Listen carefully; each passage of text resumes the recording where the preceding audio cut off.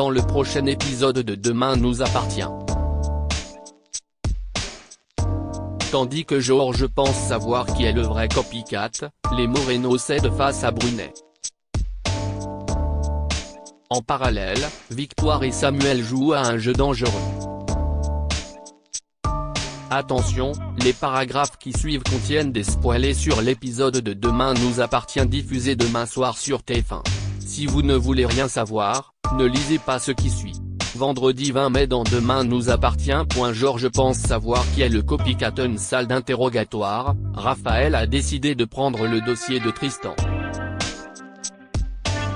Elle lui fait remarquer qu'il a eu tort d'agresser le procureur la veille et que les preuves contre lui sont très accablantes. Prête à le défendre, l'avocate souhaite qu'il lui dise la vérité. Encore une fois, Tristan clame son innocence et lui donne les mêmes explications qu'à Martin et Georges.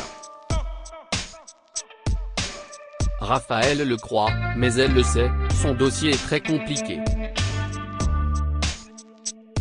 Au commissariat, Karim, Georges et Martin continuent l'enquête.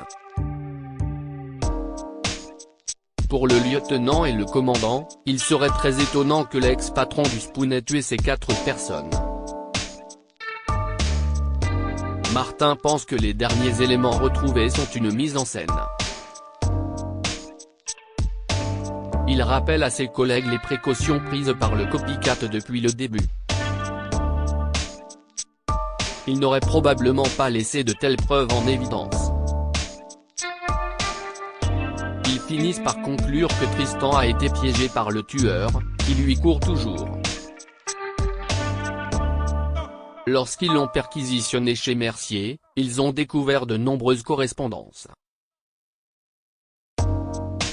Martin pense que le copycat est entré en contact avec son modèle et que la réponse se trouve dans ses lettres. Dans son cabinet, Raphaël se dispute avec son père à propos de son comportement avec Tristan. D'après elle, il ne respecte pas la présomption d'innocence de son client. Elle lui rappelle qu'il a très bien pu être piégé par quelqu'un d'autre, ce que refuse de croire le procureur. Sa fille pointe à quel point il est devenu pathétique depuis cette affaire et qu'il est influencé par son ego. Au Spoon, Sylvain et Alex discutent de l'arrestation de Tristan. Pour Moreno, si les policiers le retiennent en préventive, c'est qu'il doit bien y avoir des preuves contre lui. Il évoque le cas de Flore que personne n'imaginait capable d'aller aussi loin, c'est peut-être aussi le cas de Tristan. Alex continue de défendre son ami, il pense que les policiers sont juste un peu à cran et qu'il doit être innocent. Sylvian finit par donner raison à son ami, il voit tout en noir en ce moment parce qu'il a des soucis à la maison. Au cimetière, Bart et sa famille arrivent à l'enterrement de Louise. Bart fait un discours pour dire adieu à son amour perdu. Il y a une semaine, ils étaient déjà tout présents à l'occasion de leur mariage, mais aujourd'hui tout est fini. Leurs projets ne se réaliseront jamais, ils n'auront jamais cet enfant dont ils rêvaient tant. Les proches de Bart et Louise continuent de se recueillir au cimetière. Anna et Chloé sont fiers de lui, il a été très courageux dans cette épreuve. Vanessa propose à Bart de trouver quelqu'un pour le remplacer au Spoon pour qu'il se repose un peu, mais il décline.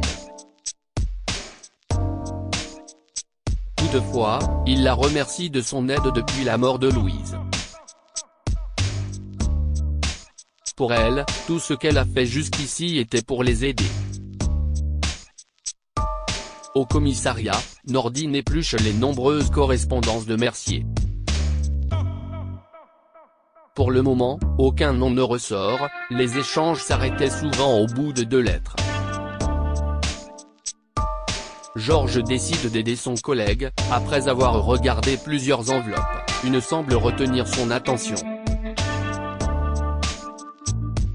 Elle est au nom d'Alice Rennie, et contient un message étrange.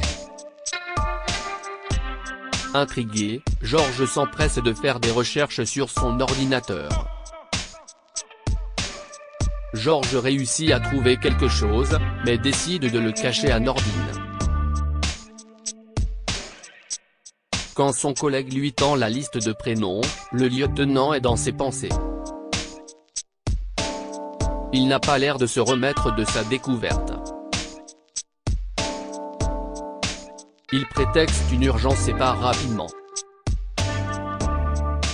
À l'hôpital, Victoire attend quelqu'un sur le parking. D'un coup, Georges arrive. Il souhaite lui parler de ce qu'il a découvert.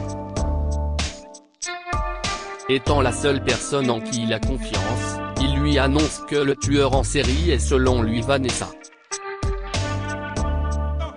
Les Moreno cèdent face à Brunet. Christelle et Sylvain parlent avec Charlie de la situation avec Brunet. Pour l'étudiante, il est hors de question de lui céder quoi que ce soit. En faisant le bilan, ils se rendent à l'évidence, si Brunet parle, il pourrait tout perdre. Mais Charlie semble avoir un plan en tête, elle veut retourner le chantage contre lui. Sophie arrive à son cabinet et tombe sur Brunet qui est très content. L'avocate comprend alors que son chantage contre les Moreno est sur le point de fonctionner. Toutefois, elle le met en garde, car la situation peut encore changer. Elle lui dit de les prendre au sérieux. Il reçoit alors un message de Christelle lui donnant rendez-vous à 17 h. Chez les Moreno, Sylvain prévient Brunet de la peine qu'il attend s'il le dénonce pour chantage. Avec ses antécédents, il risque gros. Mais leurs arguments ne fonctionnent pas sur lui et il compte bien les dénoncer s'il ne coopère pas. Face à la pression, Christelle se dit prête à négocier. Brunet donne ses conditions, il veut la moitié de leur fortune et il veut également récupérer sa maison, où il leur laisse la maison et il prend toute leur fortune. Sylvain décide de lui donner son bien, mais en échange, Brunet n'aura pas la moitié de leur fortune. Après plusieurs échanges, ils arrivent à se mettre d'accord sur une somme. Le soir venu, Sylvain, Christelle et Charlie sont en train de dîner. La jeune femme est très énervée contre eux de s'être laissé faire. Sylvain a l'impression que l'argent l'a changé, et cela ne lui convient pas. Il pense même retourner travailler pour avoir un nouvel objectif. Écœuré par la discussion, Charlie se lève de table. Victoire et Samuel jouent à un jeu dangereux à l'hôpital, Samuel annonce à Victoire qu'il finira tard. Il embrasse sa copine et s'apprête à repartir quand elle le retient. Ils échangent un bisou passionné. Avant de repartir, Victoire le prévient qu'elle sera finalement de garde ce soir pour épauler Nicolas, le nouvel infirmier. Samuel n'y voit aucun inconvénient, il est même content qu'elle lui vienne en aide, ce qui n'est pas la réaction attendue par la jeune médecin. Ils prévoient ensuite de déjeuner ensemble. À l'accueil de l'hôpital, Samuel parle avec une belle jeune femme. Quand Victoire les voit, elle s'empresse de les interrompre. Il ne semble pas dérangé par son intervention. Samuel lui présente Gina, sa patiente, à qui il propose d'aller l'attendre dans sa salle de consultation. Il avoue ensuite à sa compagne être devenu ami avec Gina, même très bonne amie. Lorsque Victoire lui rappelle leur déjeuner, Chardot s'excuse, il a finalement autre chose de prévu. Par fierté, Victoire prétend qu'elle est elle aussi occupée. Au Spoon, Victoire déjeune avec Soraya et lui fait part de la situation avec Samuel. D'un coup, elle voit son compagnon arriver au restaurant au bras de Gina. C'est la provocation de trop, elle se lève et le confronte.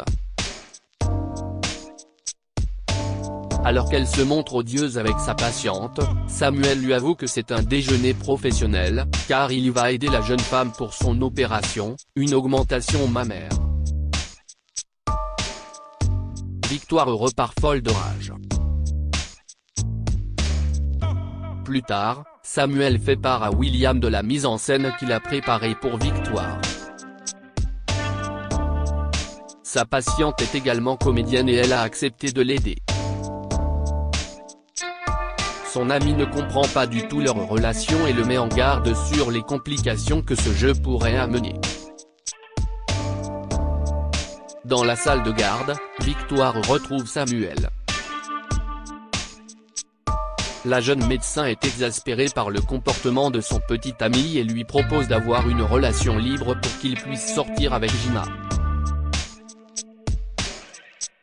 Cette idée énerve tout de suite Samuel, il est certain qu'elle fait cette suggestion pour coucher avec Nicolas. Victoire apprécie énormément sa réaction, elle a réussi à le rendre jaloux.